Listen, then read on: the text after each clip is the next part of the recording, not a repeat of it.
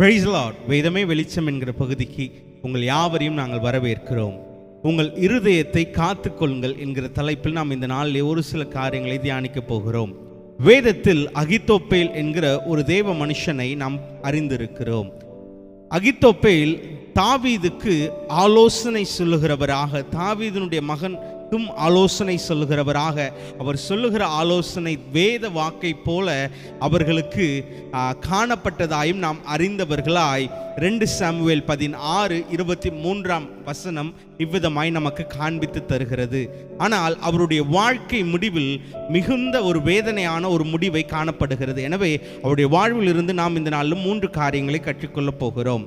முதலில், பெரிய ஞானம் மட்டும் போதாது, உங்கள் இருதயம் தேவனோடு சரியாக இருக்க வேண்டும் என்பதாய் முதலாவது காரியத்தை நாம் பார்க்க போகிறோம். அகித்தோப்பேல் அறிவு மிகுந்தவராய், ஞானம் மிகுந்தவராய் இருந்தாலும் அவர் அப்சலோமோடு சேர்ந்து தன் தேவனுக்கு விரோதமான காரியங்களை செய்தது நிமித்தமாய் அவர் வாழ்க்கை மாறினதை நாம் இந்த நாளிலே பார்க்கிறோம். மிகுந்த அறிவும் ஞானமும் தேவன் அண்டையில் நம்மை கிட்டி சேர்க்காது. தேவனோடு நம் இருதயம் கிட்டி இருந்தால் மாத்திரமே நாம் தேவன் அண்டையில் கிட்டி சேர முடியும். இரண்டாவதாக, தேவனுடைய வேலையின் அருகில் இருப்பது மாத்திரம் தேவனோடு நாம் இருப்பதுக்கு மிகையாகாது.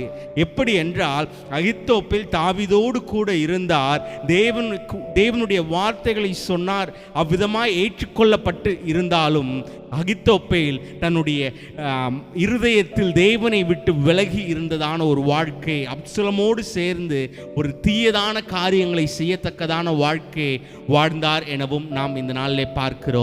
மூன்றாவது காரியம், உங்கள் அடையாளத்தை உங்கள் வரங்களில் நீங்கள் வைக்கக்கூடாது. தேவனை சார்ந்து உங்கள் இருதயத்தை வைக்க வேண்டும் என்பதே. அப்சலோம் தன்னுடைய எல்லா காரியங்களையும் விட்டு பிரிந்து தன் தகப்பனை விட்டு தூரம் போகிற பொழுது இவர் அகித்தோப்பேல் அப்சலோமோடு சேர்ந்து எல்லா காரியங்களும் செய்கிறார், தன்னுடைய ஞானத்தை சார்ந்து. ஆனால் கடைசியாக அப்சலோம் தன்னுடைய ஞானம் ஏற்கப்படாத பட்சத்தில் தான் மரணத்தை தேடி போகிறார் என்பதை நாம் பார்க்கிறோம். நம் வரங்களையும் நம் அடையாளங்களையும் சார்ந்து நாம் வாழக்கூடாது. தேவனை சார்ந்து நம் இருதயம் இருக்க வேண்டும். நம் இருதயத்தை எல்லா காவலோடும் காத்து கொள்ளுங்கள். தேவனை சார்ந்து இருப்போம். தேவன் நம்மளை ஆசீர்வதிப்பாராக. ஆமேன், ஆமேன்.